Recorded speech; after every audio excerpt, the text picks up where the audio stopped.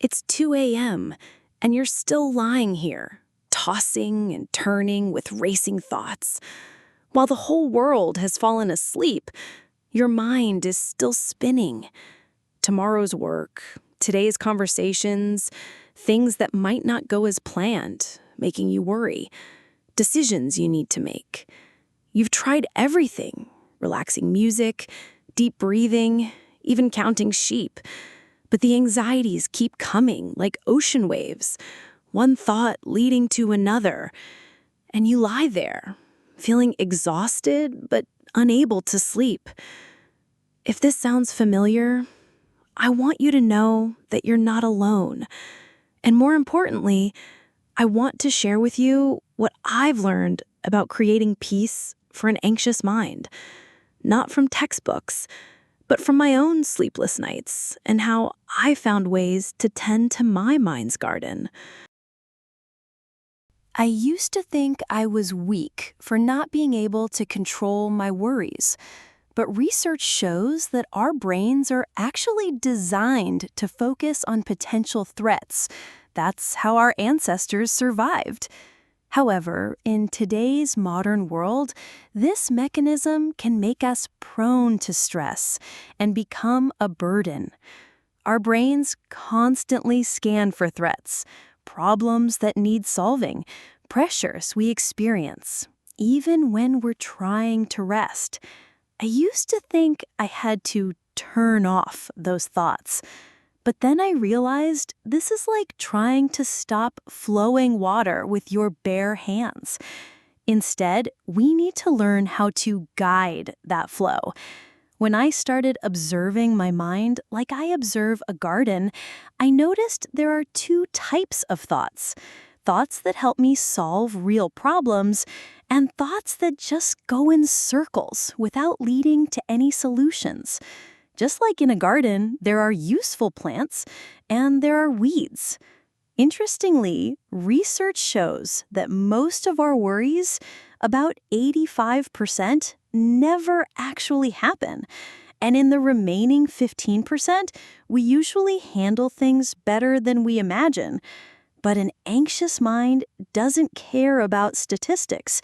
It just wants to prepare for every possible scenario. I also discovered that racing thoughts happen most often at night. Why? Because that's when we're no longer busy with work, and our brain starts processing everything that happened during the day, plus worrying about tomorrow. Lesson 1. Brain dump. Getting it all out. Instead of trying to stop thinking about it, something I tried hundreds of times without success, I learned to dump everything out. Every night before bed, I open the Notes app on my phone and write down everything spinning in my head. No need to write beautifully or logically, just dump it all out. Worried about tomorrow's meeting. Haven't replied to boss's email. Is mom okay? For thoughts that come in the middle of the night, I use voice memos. Just quickly say, remember to call the doctor tomorrow, then go back to sleep. This helps my mind feel at ease, knowing nothing is forgotten. Research shows that writing down worries can reduce stress levels by up to 23%. Because when we write it down, our brain understands that the information has been stored and doesn't need to keep repeating it. Lesson 2. Worry time. Scheduled worry sessions. This is a technique I learned from a psychology expert. Instead of worrying all day, dedicate specific time to worry professionally. I set a timer for 15 to 30 minutes at 6 p.m. every day. During this time, I'm allowed to worry about everything and find ways to handle them. I write down the worries and ask myself, can I do something about this? If yes, I make an action plan. If not, I acknowledge it and let it go. When worries appear outside this scheduled time, I tell myself, thanks for the reminder, but I'll handle this at 6 p.m. It sounds strange, but it really works. Lesson 3. 4-7-8 Technique and Practical Grounding. Instead of counting abstract things, I learned to use breathing as an anchor. The 4-7-8 technique. Breathe in for 4 seconds, hold for 7 seconds, breathe out for 8 seconds. Repeat 4 times. This activates the parasympathetic nervous system, helping the body shift from alert to relaxed mode. When my mind is racing, I also use grounding by focusing on physical sensations, feeling my feet on the floor, my back against the chair, air touching my skin. This brings me back to my body instead of getting lost in mental scenarios. Lesson 4. Real versus fake problems.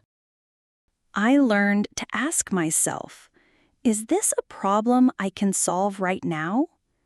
If yes, I take action. If not, I categorize it. For example, worrying about next week's presentation. This is a real problem, can be prepared for. But for cases like worrying about what others think of me, this is fake worry, uncontrollable. Remind yourself, I can't control others' thoughts, only my own actions. Lesson 5. Creating Boundaries with Technology. Scrolling through phones before bed has been warned by many studies to affect sleep and make the mind more stimulated. Blue light from screens signals to the brain that it's still daytime, and constant information from social media gives the mind more things to process. I tried switching my phone to Do Not Disturb mode after 9 p.m., and instead of scrolling, I read books or listen to gentle podcasts or drink warm water and do 5 minutes of deep breathing, like a buffer zone.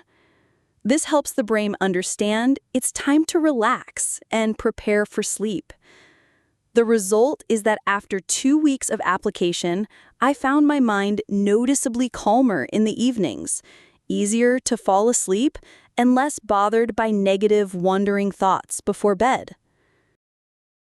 If your mind is still spinning with anxiety, it's not your fault. It's your mind's protective instinct, trying to protect you in the way it knows how. But sometimes it exhausts us. You don't need to fight your mind. Learn to befriend it, listen, and set boundaries when needed. The most important thing I want you to remember is when your mind is overloaded, you don't have to fight it. Instead, learn to become its good friend. Listen to what it's trying to say, but also know when to set boundaries. What makes the difference isn't having a perfect mind or perfect sleep, but knowing how to care for it with patience and kindness. If what I shared today means something to you, try applying it gradually.